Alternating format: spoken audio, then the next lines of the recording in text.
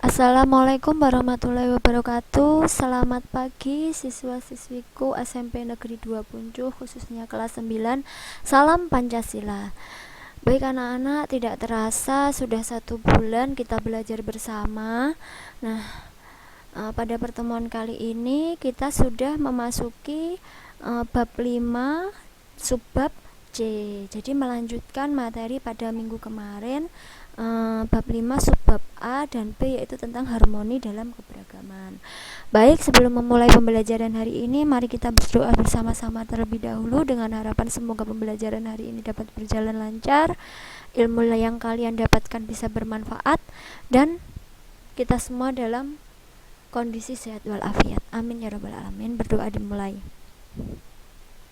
Berdoa selesai. Baik, sesuai yang Ibu katakan bahwa kita hari ini membahas tentang bab 5 tentang harmoni keberagaman masyarakat Indonesia, masuk di subbab C. Kalau minggu lalu kita masuk di subbab A tentang makna tentang jenis-jenis harmoni keberagaman, kemudian tentang konflik-konflik dalam keberagaman. Sekarang masuk di subbab C tentang upaya penyelesaian masalah dalam keberagaman masyarakat Indonesia.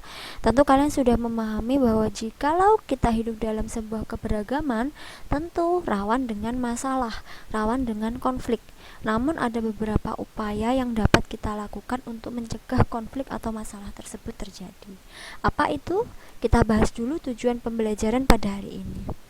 Yang pertama, mensyukuri keberagaman sebagai anugerah Tuhan Yang Maha Esa. Ini sebagai nilai religius. Kemudian yang kedua, menunjukkan sikap toleransi dalam menyelesaikan masalah dalam keberagaman, mendeskripsikan macam-macam masalah dalam keberagaman, mengidentifikasi upaya atau strategi penyelesaian masalah keberagaman. Jadi ini adalah tujuan pembelajaran kita pada hari ini. Kita masuk ke materi. Jenis upaya penyelesaian konflik dalam keberagaman. Yang pertama, kemarin kita kan sudah membahas tentang masalah-masalah yang terjadi di dalam keberagaman, diantaranya masalah sosial budaya masyarakat, kemudian ada masalah ekonomi dan masalah gender. Sekarang kita bahas upaya atau strategi penyelesaiannya. Kita masuk upaya penyelesaian permasalahan sosial budaya. Yang pertama, meningkatkan kualitas kesehatan. Kemudian dengan cara apa meningkatkan kualitas kesehatan? Dengan cara menciptakan hidup bersih dan sehat di lingkungan rumah, tempat tinggal, sekolah, tempat kerja, maka akan mempengaruhi kualitas mental masyarakat. Karena ada sebuah kalimat bahwa bangsa yang sehat itu adalah bangsa yang kuat, ya. Jadi meningkatkan kualitas kesehatan. Kemudian meningkatkan kesejahteraan sosial. Dengan cara apa? Membangun ketahanan sosial, memberi bantuan penyelamatan dan pemberdayaan masyarakat kurang mampu, korban bencana dan lain sebagainya. Kemudian mencegah gizi buruk, ya, salah satunya dengan pemberian vaksin gratis, pemberian makanan-makanan bergizi kepada fakir miskin atau anak terlantar. Kemudian mengapresiasi jasa para veteran, ya, memberikan penghargaan, menjadikan pengalamannya sebagai teladan dan sebagainya. Jadi kita tidak melupakan jasa-jasa para veteran, ya, yang sudah tua dan sudah lanjut. Kemudian menciptakan kerukunan masyarakat dan peradaban bangsa, yaitu apa? Dengan melestarikan kebudayaan nasional yang bersumber dari warisan leluhur. Jadi kita itu harus melestarikan kebudayaan bangsa. Walaupun zaman teknologi informasi itu sudah maju, tetapi kita tetap tidak boleh melupakan warisan kebudayaan leluhur kita. Kita harus tetap melestarikannya sebagai identitas bangsa kita. Kemudian kebebasan berkreasi dalam kesenian, memberi penghargaan dan hak cipta kepada para pelaku seni. Jadi para pelaku seni itu kita diberi penghargaan, diberikan hak cipta. Nah, itu salah satu upaya penyelesaian permasalahan sosial budaya. Kemudian media komunikasi, media informasi ataupun media massa dan media interaktif lainnya itu memuat keberagaman jenis kesenian. Ini tujuannya apa? Untuk meningkatkan moral bangsa. Jadi seperti televisi, kemudian radio, nah itu sering-sering dibuatkan tontonan atau hiburan tentang keberagaman jenis kesenian. Kemudian memberi ruang kepada generasi muda dalam mengembangkan potensi, bakat, minat dan dalam diri mereka, ya. seperti menanamkan kesadaran kewirausahaan kepada para generasi penerus bangsa. Ya, untuk apa? Ini untuk menyiapkan masa depan ya, menyiapkan masa depan, menyiapkan kualitas sumber daya manusia yang mampu bersaing di dunia, karena mengingat dunia ini terus maju ya, terutama di bidang industri. Jadi menanamkan kesadaran kewirausahaan kepada generasi penerus bangsa itu merupakan sesuatu hal yang penting bagi bangsa Indonesia di masa yang akan datang. Kemudian melindungi generasi muda dari bahaya penyalahgunaan narkoba. Ini screennya terpotong ya, ini penyalahgunaan narkoba. Jadi melindungi generasi muda kita dari pengaruh-pengaruh bahaya penyalahgunaan obat-obatan terlarang, narkoba, narkotika dan sebagainya. Melalui apa? Melalui pendidikan anti narkoba, melalui penyuluhan-penyuluhan dan lain sebagainya. Kemudian yang kedua, penyelesaian permasalahan ekonomi. Strateginya seperti apa? Yang pertama, pemerataan pembangunan di seluruh wilayah agar dapat memperoleh fasilitas yang memadai. Kita tahu bahwa bangsa Indonesia ini tergolong belum menyeluruh ya pembangunannya. Masih ada beberapa daerah yang tertinggal. Nah, ini menjadi evaluasi bagi pemerintah untuk terus berusaha melakukan pemerataan pembangunan. Kemudian menciptakan persaingan yang adil dan sehat dengan menghilangkan sistem pasar monopolistik yang dapat menimbulkan kesenjangan dan dapat merugikan masyarakat. Jadi, pemerintah terus mengevaluasi pasar agar tidak sampai pasar itu menentukan harga. Jadi jangan sampai terjadi monopolistik yang dapat menimbulkan kesenjangan. Nah, tentunya merugikan. Contohnya misalkan ketika petani menanam padi dengan modal yang cukup banyak, tetapi ternyata harga pasar dimonopolistik. Harga pasar, harga beras murah. Nah, ini tentunya merugikan masyarakat. Jadi ini adalah upaya pemerintah untuk menciptakan persaingan yang adil dan sehat. Kemudian tidak ada penguasaan pasar dan lain sebagainya. Kemudian mengupayakan penghidupan yang layak kepada masyarakat miskin melalui sistem jaminan sosial. Contohnya BPJS Kesehatan, KIS Kartu Indonesia Sehat. Kemudian apa? PKH,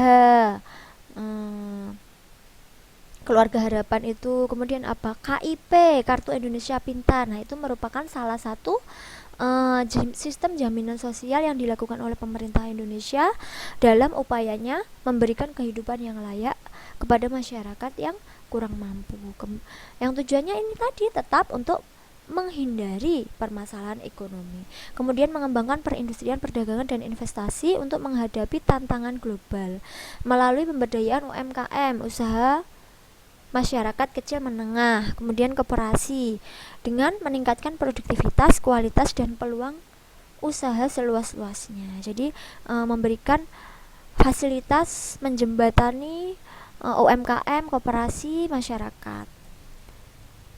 Kemudian yang ketiga, penyelesaian masalah gender.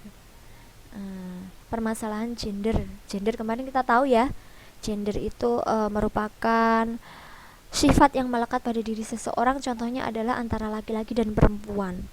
Ya, kesenjangan gender di berbagai bidang dapat dilihat dari masalah rendahnya peluang bagi perempuan untuk bekerja dan berusaha.